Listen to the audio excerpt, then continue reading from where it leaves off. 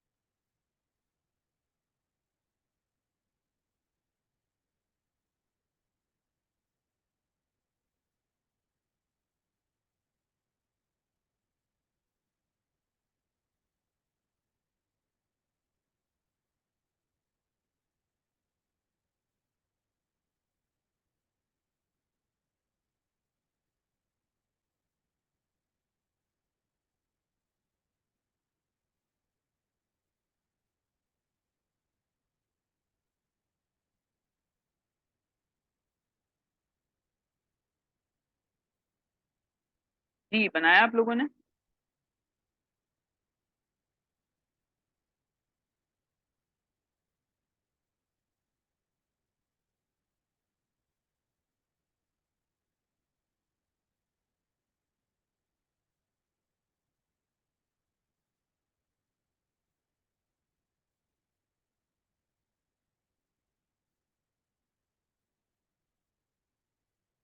There are many evidence show that education is not information but formation. अच्छा, सही। अब देखो इसके अंदर एक आपने बनाई, अब मैं एक आपको यहाँ पे बना के दिखाता हूँ कि इसकी थीसिस अगर मैं लिखता तो मैं इसकी कैसे लिखता, क्योंकि मुझे अपने ऐसे में क्या बात करनी है कि लोगों ने इसको इंफॉर्मेशन समझा है। ठीक है, तो मैं ये लिखूंगा कि purpose of education has always been taken as collection of information. However, it is about formation of people. अब मुझे बताइए फिजा के किसकी थीसिस स्टेटमेंट ज्यादा कॉम्प्रिहेंसिव लग रही है?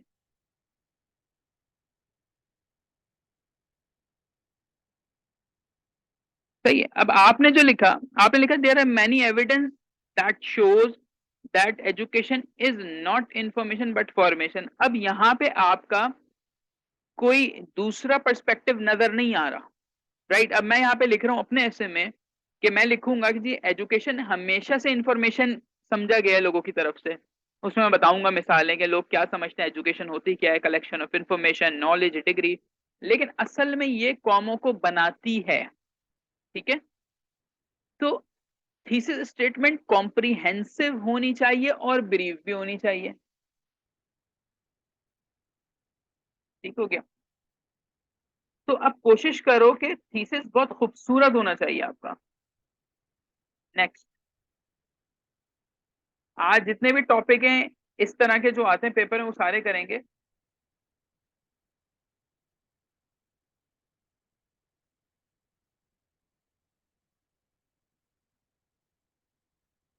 सना, आप सुन रहे हो या कोई मसला है? Next topic, violence is the last refuge of incompetent.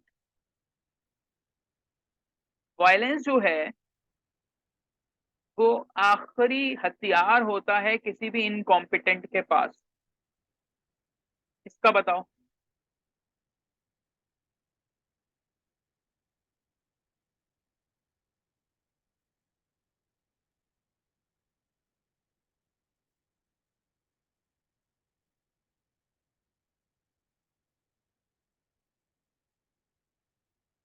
सोचें इसका क्या बनेगा।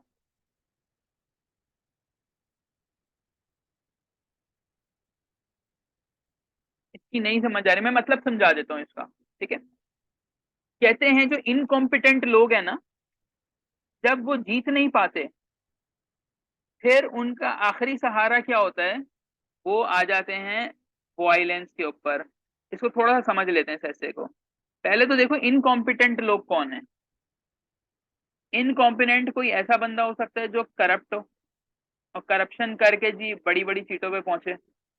इनकॉम्पिटेंट टीचर है जो जिसने टेस्ट वेस्ट कुछ पास नहीं किया लेकिन बस गवर्नमेंट की सपोर्ट और अगेन करप्शन, मेरिट नहीं था वो टीचर बन गया। डॉक्टर हैं, वकील हैं। और मिलिट्री जब आती है तो उसको कहा जाता है कि ये लोगों के वोट से नहीं आए। ठीक है। डेमोक्रेसी जिस जिस कंट्री के अंदर है वहां वोटिंग होती है। आप वोट करते हो जी, पीपी, पीएमएलएन, तहरीक इंसाफ, एमक्यूएम, आपने डिफरेंट पार्टीज के लिए वोट करते हैं। तो जो जीतता है ना, भले जैसे भी जीते, लेकिन हम उसको बोलते हैं ये कॉम्पिटेंट है, इसको अवाम ने वोट दिया तभी ये आया। ठीक है। तो इनकॉम्पिटेंट कौन हुए? जो हमारी मर्जी के बगैर आ रहे हैं। इनकॉम्पिटेंट वो हुए जिनमें दम नहीं है, वो मेरिट पे नहीं है। और ऐसे लोग जब कोई मामला हारने लगते हैं, इनको समझ नहीं आती और आखिरी हथियार इनके पास क्या होता है फिर? वायलेंस। ठीक है। जब वो तुमसे जीत नहीं पाएंगे ना, वो लड़ाई शुरू कर देंगे। अच्छा, सना ने बनाया, an incompetent person always choose violence when they are an incompetent person है ना, तो फिर इज आएगा, ही आएगा ना, ही इज, दे नहीं आएगा। ठीक है। आए जरा इसको देखें कि इसको हम किस तरीके से टैकल कर सकते हैं। इट्स एन ओपन ऐसे। तुम इससे डिसएग्री भी कर सकते हो, इससे एग्री भी कर सकते हो, अपना भी कोई थॉट प्रोसेस यहाँ पे लगा सकते हो।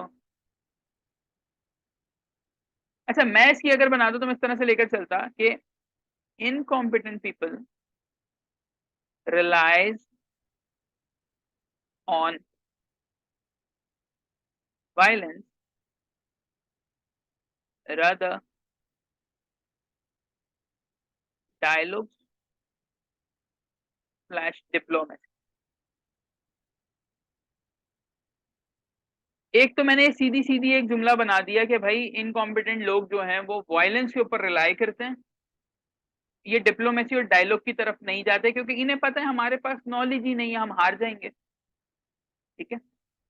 इसी तरीके से history bears witness that incompetence always relies on violence when it's come to proving him or herself।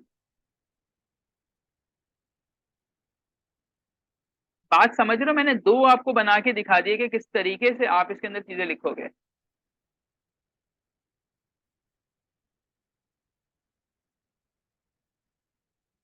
अब मैं वो सारे ऐसे आपको बता रहा हूँ जो कि अलग टाइप के ऐसे हैं, जो कि पेपर में आ चुके हैं। ठीक है बेटा, ये समझ में आए दो ऐसे जो अभी हमने किए?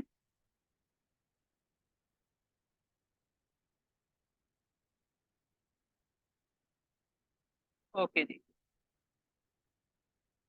Third one.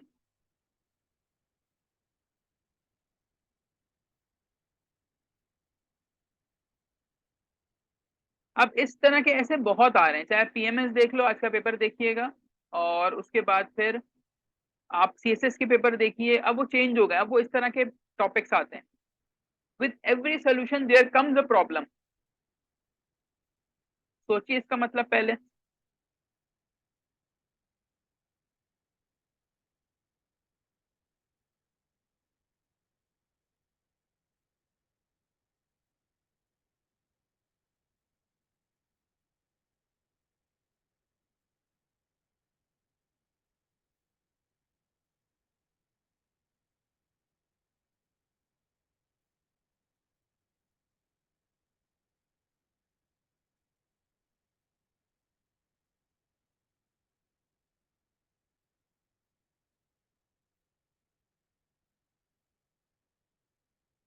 बताइए, अगर ये ऐसे आएगा तो आप कैसे डील करोगे?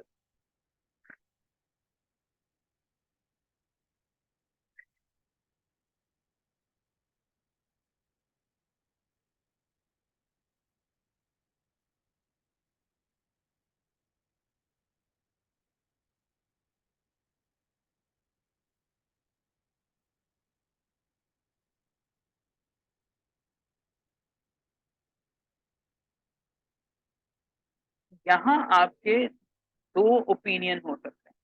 There is no denying fact that every solution brings a new problem on the horizon of the world that lead to advancement. अच्छा, आप इससे एग्री कर रहे हो? It means that the problem exist in life and hence we find it solution? No. इसका मतलब है कि एक प्रॉब्लम है, उसका आपने सोल्यूशन निकाला, उस सोल्यूशन से कोई और प्रॉब्लम आ गया है, ये मतलब है इसका। बात को समझो जरा। जैसे पहले न्यूज चैनल्स नहीं थे, 1970 60 के टाइम पे नहीं होता था, लोगों को इन्फॉर्मेशन ही नहीं, मीडिया ही नहीं। अब आपने उसको रिप्लेस कर दिया प्राइवेट टीवी चैनल्स, और इतनी भरमार हो गई है चैनल्स की कि अब बंदा जो है वो मेंटली टॉर्चर हो रहा है कि जी मैंने ARY देखना है, मैंने जियो देखना है, मैंने समा देखना है, हर कोई अलग अलग न्यूज दिखा रहा है। तो आपने एक सोल्यूशन निकाला था इन्फॉर्मेशन के लिए, अब आप फंस गए हो कि ये फ्लड ऑफ इन्फॉर्मेशन है मेरे पास। तो मोबाइल फोन निकाला था कम्युनिकेशन के लिए, यार दूर बैठा शख्स जो अमेरिका में, मैं उससे कॉल पे बात कर लूं। लेकिन हुआ क्या कि सब लोग, चाहे वो 5 साल का बच्चा हो, चाहे वो 50 साल का बूढ़ा, सब फोन के अंदर लगे हुए हैं। अब आपने निकाला तो वो कम्युनिकेशन के लिए था, लेकिन प्रॉब्लम क्या जनरेट हो गई? टाइम खा रहा है वो आपका। बात समझ में आ रही है?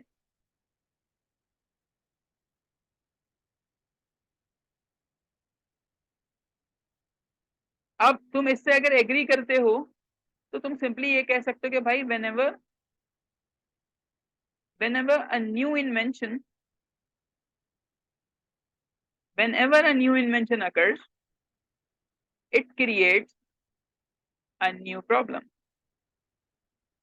बहुत सिंपल सी थीसिस बना दी मैंने इसकी, कि जब भी कोई नई इन्वेंशन आती है, वो एक नया प्रॉब्लम अपने साथ लाती है। और अब इस पूरे एस्से के अंदर मैं यही डिस्कस करूंगा, इसके अलावा मैं कोई और बात नहीं करूंगा।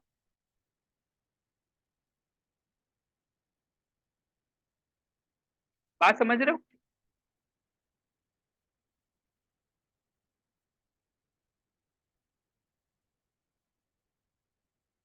इस तरह के जो एसेज होते हैं ना, जिसमें राय देनी होती है, तुम उसको सिंपली ऐसे लगा सकते हो, that there is no denying the fact, there is no denying the fact that, उसके बाद तुम्हारा ओपिनियन। तो इस तरह के एसेज होंगे जिसमें तुम्हारा ओपिनियन मांगा गया होगा। तुम ऐसे चला दो, बहुत आसान है। अब देखो, there is no denying the fact. फिजा ऐसे टॉपिक्स को छोटा नहीं, इसमें आप कुछ और कर नहीं सकते। ये टॉपिक प्रूफ करने वाले टॉपिक होते हैं, इसमें कॉजेज, इम्पैक्ट्स, रिकमेंडेशंस नहीं होती। वो तुम्हें कहता है with every solution there comes a problem, हर सोल्यूशन के साथ प्रॉब्लम आ रही है। अब तुम कॉजेज लिखोगे, इम्पैक्ट लिखोगे, रिकमेंडेशन, ये प्रॉब्लमेटिक ऐसे नहीं है, ये ओपिनियन बेस ऐसे है। यहां तुमने एक स्टांस लिया कि भाई नई इन्वेंशन आती है तो उससे प्रॉब्लम होती है, और तुमने उसके 8-10 पॉइंट दिए, ऐसे खत्म। ये ऐसे छोटे होते हैं, मैं आपको कहता हूँ ना, इसलिए टीचर हजरात मना करते हैं कि यार इस तरह कैसे नहीं करो, नॉलेज नहीं है तुम्हारे पास, फेल हो जाओगे। ऑल दो के आपकी कमांड होनी चाहिए इस चीज के ऊपर। ठीक है, तो आपको ये मैंने तरीका बता दिया, there is no denying the fact that. इसके बाद शुरू कर दो जो तुमने लिखना है। कोशिश करते हैं कि एटलीस्ट 5 एसेस तो हम करें आज।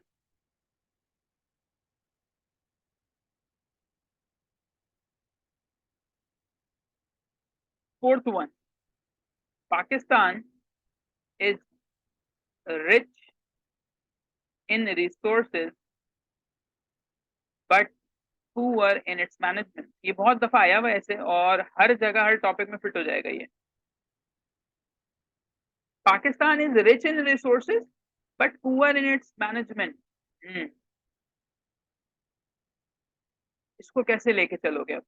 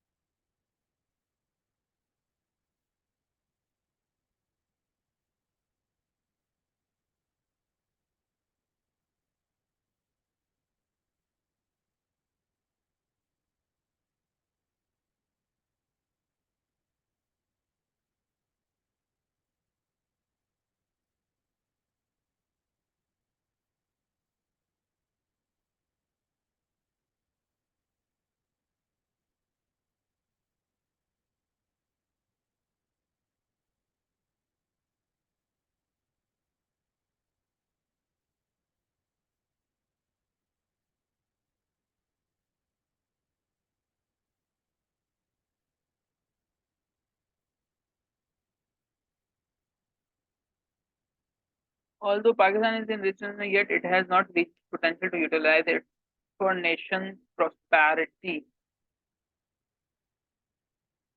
ओके, बेहतर है।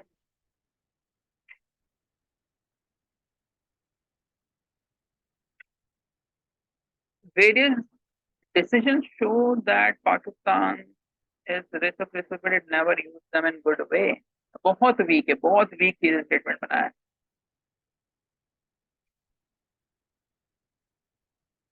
Pakistan has lots of natural resources, या Pakistan has lots of resources, yet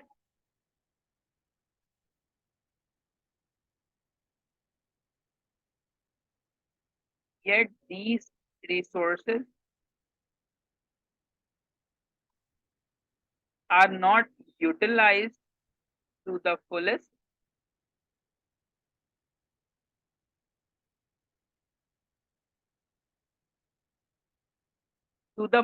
owing to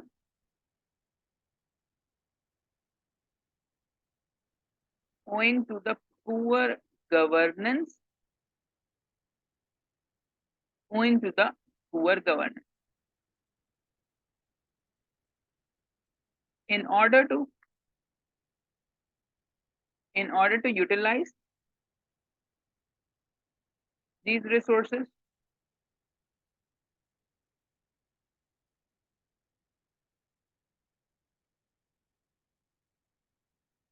rational decisions should be made. अभी ये मैंने आपके सामने एक बनाने की कोशिश की है क्योंकि मेरा जहन चल रहा है, अच्छा जो स्पेलिंग गलत होगी उसको छोड़ देना। मेरा एक जहन ये चल रहा है कि मैं इसमें ये बात तो बताऊंगा कि पाकिस्तान में बहुत सारी रिसोर्सेज हैं। ठीक है, अब देखना है यहाँ पे, पहले मैं इनको बताऊंगा कि हमारे मुल्क में रिसोर्सेज कौन कौन सी हैं। फिर मैं कहता हूं कि अब ये जो रिसोर्सेज हैं ये क्यों नहीं यूटिलाइज हो सकी? Fullest owing to the poor governance. भाई हमारी गवर्नमेंट ने कभी तवज्जो ही नहीं दी।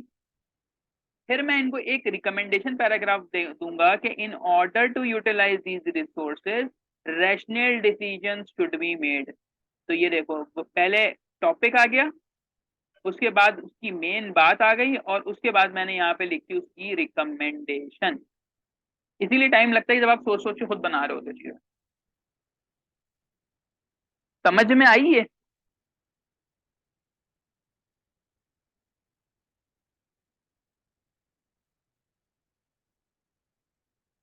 चलो एक और करते हैं। देखो, डिफरेंट डिफरेंट टॉपिक मैं इसीलिए दे रहा हूँ आपको ताकि आपको हर चीज का पता चल जाए। मैनेजमेंट और गवर्नेंस में हर चीज आएगी, हर चीज।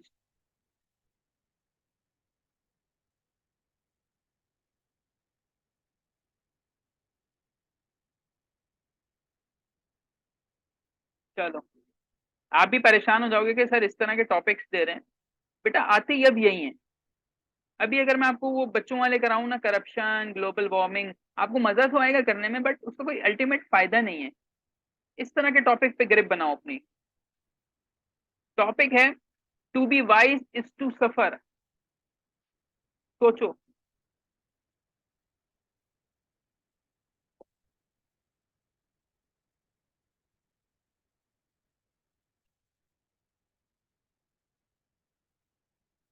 अगर कहोगे तो मैं एक्सप्लेन कर दूं इस टॉपिक को, to be wise is to suffer.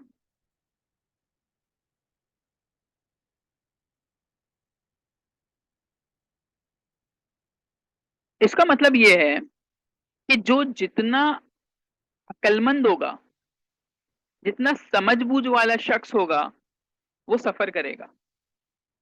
Like मुश्किलात को झेलेगा। दूसरा पर्सपेक्टिव इसका ये है, जो इग्नोरेंट होता है ना, जिसे पता ही नहीं है, जो निग्लेक्टेड होता है, वो अपनी जिंदगी आराम से एंजॉय कर रहा होता है। मिसाल के तौर पे, एक एक बंदा है जिसने नॉलेज हासिल की, उसे पता है ग्लोबल वार्मिंग क्या है, राइट? वो कंट्रोल करने की कोशिश करेगा, प्लांट्स लगाएगा, एसी कम इस्तेमाल करेगा, गाड़ी से धुआं कम निकालेगा, मतलब यूज कम करेगा उसका, और लोगों को तलकीन भी करेगा। तो अभी क्या कर रहा है, वो नॉर्मल इंजॉय करने के बजाय वो ग्लोबल वार्मिंग कम करने की कोशिश कर रहा है अपने हिस्से की। तो अभी तो वो सफर कर रहा है।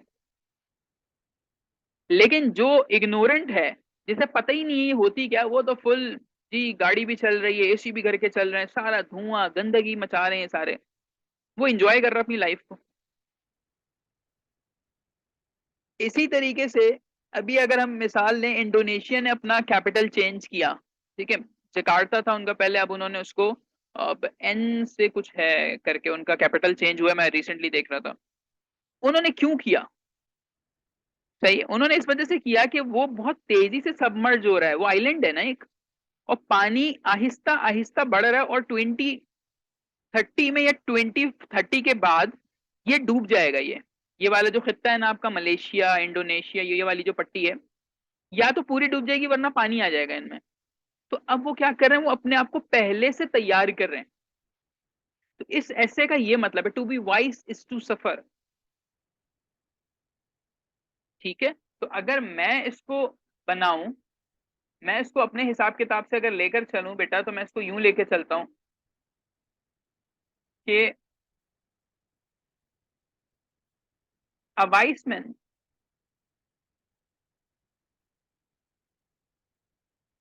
for a wise man suffers for a short period while the ignorant suffer for life। मैं आपको ये करवा भी देता हूँ ऐसे। मेरी थीसिस समझ में आई आपको?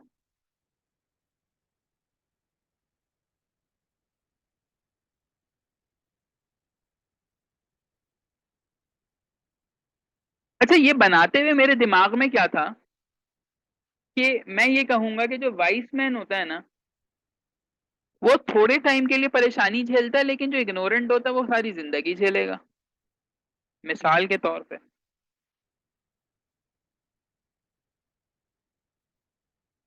नेल्सन मंडेला की अगर मिसाल लेते हैं, नेल्सन मंडेला 22 थे काफी, ठीक है। नेल्सन मंडेला 22 होते हुए उन्होंने तहरीक चलाई, अगेंस्ट खड़े हुए चीजों के 27 साल प्रिजन काटी, लेकिन उसके बाद उन्होंने अफ्रीका को एक डेमोक्रेटिक इंडिपेंडेंट कंट्री बना दिया। तो अब आप देखो कि अगर वो जहालत में रहते तो ये आज भी गुलामी कर रहे होते, लेकिन उनकी मेहनत, उनकी 27 साल की सफरिंग ने उन्हें कितना बड़ा रिवॉर्ड दिया। सही है।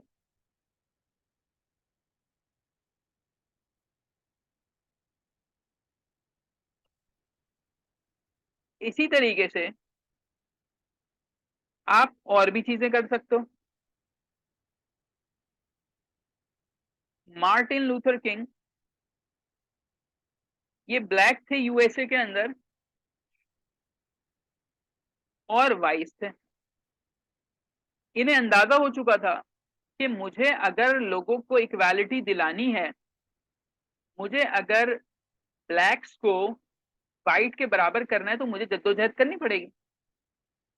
उन्होंने सफरिंग्स उठाई, जद्दोजहद की, एंड में इनको मार भी देते हैं, गोली मार देते हैं इनको, ये मर गए। लेकिन इनके किए हुए कारनामे ने क्या किया कि आज ब्लैक्स के साथ अभी भी मामला हैं यूएसए के अंदर, बट उस तरीके के नहीं है जैसे पहले थे। आज उनका ब्लैक प्रेसिडेंट ओबामा, उसकी मिसाल आप कोट कर सकते हैं। इसी तरीके से उनकी जो अभी सुप्रीम कोर्ट में या हाई कोर्ट में एक जज आई है, वो भी ब्लैक हैं। इस तरह से कमाला हैरिस को आप देख सकते हो। तो चेंजिंग आ रही है चीजों की। तो आप सोचे अगर मार्टिन लूथर किंग भी उस टाइम बोलते कि यार किस्मत है, कुछ भी नहीं होगा, हमारा नसीब ही फूटे हैं हमारे, मैं कुछ नहीं करता, तो वो अब सारी जिंदगी ऐसे ही रहते। बात समझ रहे हो?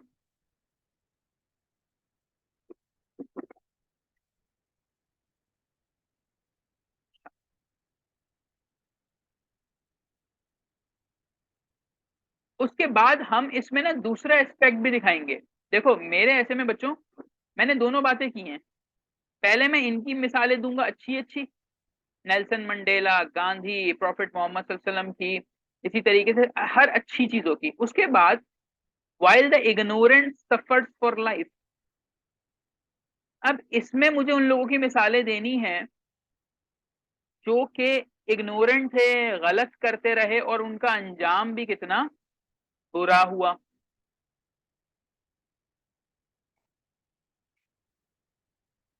मिसाल के तौर पे जो डिक्टेटर्स होते हैं,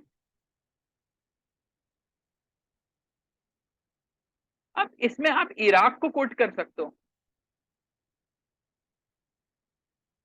इसी तरीके से आप सीरिया को कोट कर सकते हैं। इवन वहां के अभी भी हालात खराब है।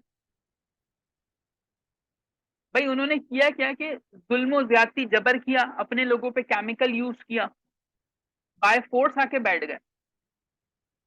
तो एज लॉन्ग एज वो काम कर रहे थे अपने लोगों के लिए, बहुत थोड़ा उन्होंने डेवलपमेंट किया, ज्यादा लूटा मुल्क को, और अपना एक एक ओप्रेसिव तरीके से उन्होंने सारा मामला किया। लेकिन अब आप देखें उन मुल्कों की हालत, तबाह हो गए हैं सारे के सारे, बिकॉज उनके लीडर इग्नोरेंट थे, निग्लेक्टेड थे इस चीज से कि यार डेमोक्रेसी होनी चाहिए मुल्क में। आज नॉर्थ कोरिया की अगर आप मिसाल लें, नॉर्थ कोरिया सबसे डिप्रेस कंट्री है दुनिया के अंदर। ये क्यों हुआ डिप्रेस? ये डिप्रेस इसी वजह से हुआ कि उसका जो लीडर है वो डिक्टेटर है। वो कहता है कि जब मैं बोलूं तो हंसो, जब मैं कहूं तो रो। अगर आप इसकी स्टडी करेंगे, मैं आपको पढ़ा दूं, बहुत टाइम लग जाएगा इसमें, लेकिन एक एक मुल्क का मैं आपको बताऊंगा इसके अंदर, स्पोर्ट्स के अंदर पूरा, कि नॉर्थ कोरिया में ऐसा क्या है कि वो सफर कर रहे हैं, और वो सारी जिंदगी सफर करेंगे because of their ignorance. Pakistan की एग्जाम्पल डाल दें आप इसके अंदर। पाकिस्तान की एग्जाम्पल में देखें, दो धड़े हैं पाकिस्तान में। एक वो जो डेमोक्रेटिक है, डेमोक्रेटिक कौन कौन है? पाकिस्तान पीपल्स पार्टी, पाकिस्तान पीएमएलएन, ये डेमोक्रेटिक हैं। ये हर चीज का सोल्यूशन कैसे चाहते हैं? यार डेमोक्रेसी कर लो, टेबल टॉक्स कर लो, मुज़ाकरात कर लो, इससे मिल जाओ, उससे मिल जाओ। राइट, हमने पास्ट स्पीचेस देखी हुई हैं इन लोगों की। एक दूसरे को मारने की भी बात करते हैं, फिर अगले दिन साथ भी बैठे होते हैं। भाई वो कहते हैं जमहूरियत का हुस्न नहीं है। इसके बरक्स अगर आप दूसरी पार्टीज को देखें जो एक प्रेशर ग्रुप की तरह काम कर रही हैं। प्रेशर ग्रुप क्या? कि जी हमारी डिमांड है, हमने धरना दे दिए, जाओ जो करना है कर लो, दुकानें बंद करा दी। ये डेमोक्रेसी के ऊपर नहीं बिलीव करती। ये वाला जो आपका धड़ा होता है ना, ये सिर्फ चाहता है कि जी मैं फोर्स दूंगा, मैं रोड बंद कर दूंगा, मैं कारोबार खराब करूंगा, मैं जलाओ घिराव करूंगा, और इसके बाद हुकूमत जो है वो मुझे कुछ कंपनसेशन देगी इसके बदले में। ये पूरी दुनिया में बेटा, इस ये मत समझो कि सिर्फ पाकिस्तान में ऐसा है, हर जगह ऐसा ही है। इसमें आप मिसालें भी कोट कर सकते हो, जैसे मर्दान, केपीके, हजारा, इन एरियाज के अंदर अभी तक ये सोच मौजूद है कि औरत नौकरी ना करे।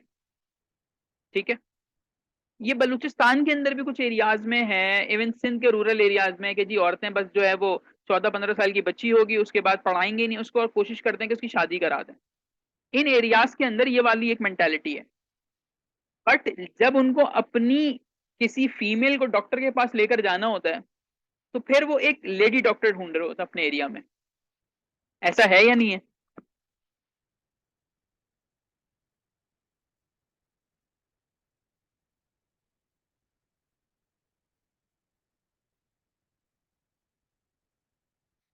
तो हम ये कह सकते हैं कि लोग इग्नोरेंट हैं।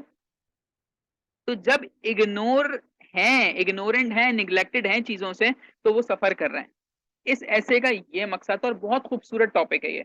आप बहुत कुछ लिख सकते हो, बस आपके पास नॉलेज और इन्फॉर्मेशन होनी चाहिए इसके लिए। ठीक है जी, अगर किसी को कुछ समझ नहीं आया तो व्हाट्सएप कर दे। 5 टॉपिक्स आज हमने किए, पांचों डिफरेंट डायमेंशन के। मैं आपको जो होमवर्क है वो कोशिश करता हूँ कि मैं आपको शेयर करूं। ठीक है, आज रात तक मैं आपको शेयर करता हूँ कौन कौन से टॉपिक्स की आपने थीसिस बनानी है। और इंशाल्लाह फिर नेक्स्ट क्लास का बताऊंगा जो सैटरडे को होगी, कि उस क्लास के अंदर, सॉरी ट्यूसडे को जो क्लास होनी है, हाँ ट्यूसडे को होनी है, कि उसमें हम क्या पढ़ेंगे और किस तरीके की चीज़ों को आगे लेकर चलेंगे। ख्याल रखिएगा। अल्लाह हाफिज।